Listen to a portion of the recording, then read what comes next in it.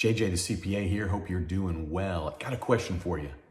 Why is everybody trying so hard to figure out how you don't qualify for the employee retention credit?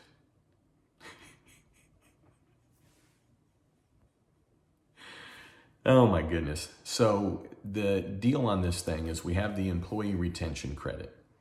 And those that want to dig in, research the law a little bit.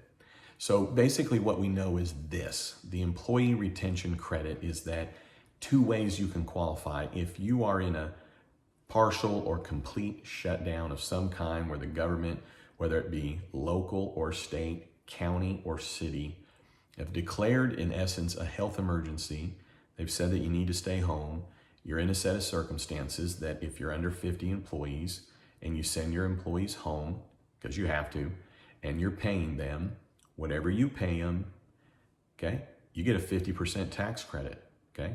The max that counts for each employee is $10,000 of their compensation, which means that the max credit, ready for this, $5,000 an employee.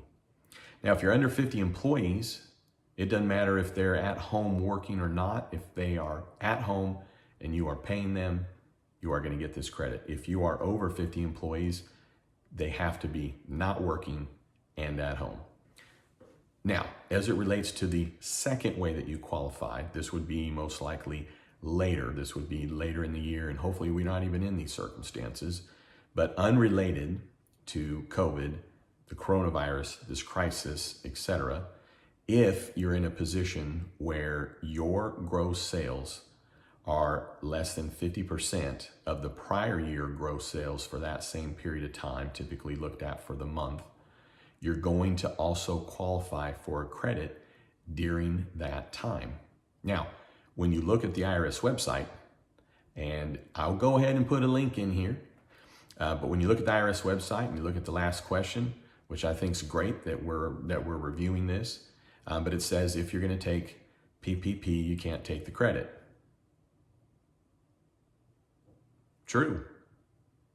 It's true.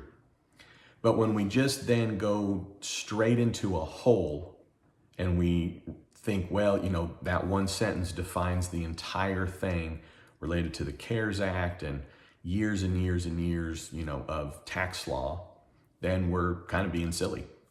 Because here's the thing, when you look at the CARES Act and you look at it carefully, what it indicates is that for any payroll credits that you take, it leads to that amount of your loan not being forgiven, in essence, because it's money you didn't spend. So I've talked about this before.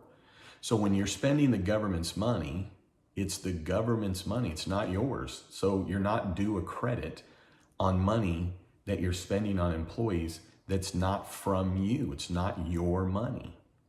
But there's no way, and if you think that there's a way, then we got bigger problems, because there's just no convincing you probably of anything, okay?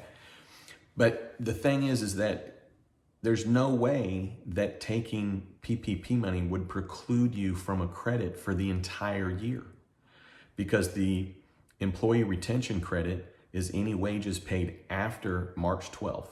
So that means starting March 13th. What this is meant to be is that when an employer is spending their own money, the government is giving them a credit. It's not, well, because you took your PPP, you're not going to get this credit. It's when you are spending the PPP money, you're not going to be able to get this credit for that period of time. Why would they have made it retroactive to 3/13? Okay. Now you can just say, well, but if you don't take PPP money, then it helps when you're back to 3/13. It's back to 3/13, just in essence, release that information, because what they realized is there were a lot of businesses out there that were paying people and governments were closing things. In the state of Oklahoma where I'm at, March 16th, we were shut down. So it doesn't matter if it's partial, complete, doesn't matter if you are in an essential business or not. If you have an employer and they are paying that employee while they're at home out of their dollars, they're going to get a tax credit. Period. The end. Okay. When you look at the tax law, it's not going to say, well, when you do this, you get to do this. And if you do this, you get to do this. And if you get to do this, you get to do this. Okay. What the tax law says is when you're doing this, you don't get to do this. Therefore, everything outside of it, you're able to do. Period. So let's just run a scenario, because if this doesn't believe you, then you're just being, you've been cooped up in the house too long like me, because on Sunday it's going to be 28 days and I've only been out twice. So I'm having fun with you, okay? But here's the deal. Let's just say, if what you're thinking is you take PPP money, you don't get the credit, then, and I'll tell you, real simple, then don't take the credit. That's real easy. Don't take it, okay? But let's just say you take a business just starting out, they started in January, okay? So they don't have a lot of payroll, and the CARES Act would in essence allow them to get the PPP, right? Take a little bit of activity, extrapolate it out. IRS made it clear, or the law made it clear. So you have a new business and they get a little bit of PPP money, call it $5,000, okay? But they're growing, okay? But we've got government shutdown, right? So, I mean, they came into existence, not like this is all of a sudden. So you have a new business that came in January and February. So they don't have a lot of payroll to base on. They get themselves some PPP money. And when we hit maybe April, maybe they're back open, maybe March, they've gone through their PPP money probably pretty quick. And now their payroll's maybe going to go up a little bit. Maybe they're going to pull back. Who knows what this is leading to.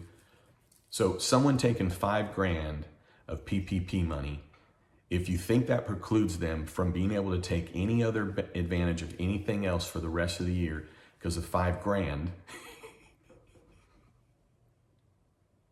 I'm sure you're giving me a thumbs down on this. And I'm sure you're gonna, I just don't have the words. I just don't have the words.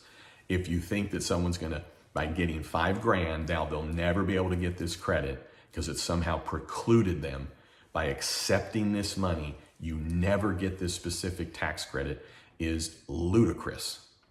Because in the law, it states, as it relates to the sick leave, as it relates to the Expanded Family Medical Leave Act, as well as the credits that are involved in the CARES Act, that any monies that you're spending, that's the government's, any credits that you take, in essence, reduces down what you're able to get as a forgiveness. So it makes sense to me that, yeah, while I'm spending the PPP money, I'm not able to get a credit. Why? Because it's not my money that I'm spending. Why would the government want to reward me or help me out with money that's not even mine? So the credits can be taken from the 13th of March through the day before you receive the PPP money. And then you've got your 56 days or when you run out of your payroll money. And then if you're in those circumstances, you still qualify for the credits. And so anyways, if you feel that you should take those credits, then you want to file a Form 7200. Got another video on that, but pretty simple, irs.gov. And the way that you would report it is you take the amount of employee retention credit and for March 13th through March 31st. And you take whatever that comp is times 50%. You're going to put that on line 1, fill out the other info. You're going to fax it in. They're going to get you a check for that credit. Then if you have any of that credit from April 1st through the day before you get PPP funding, then you'll either take that as a credit out of a federal tax deposit when you pay in your federal tax money for second quarter, or once you get the 7,200 taken care of for first quarter, well, then you can do the 7,200 if you so choose for the second quarter. At the end of the day, the employee retention credit you can take, just not while you're getting PPP money.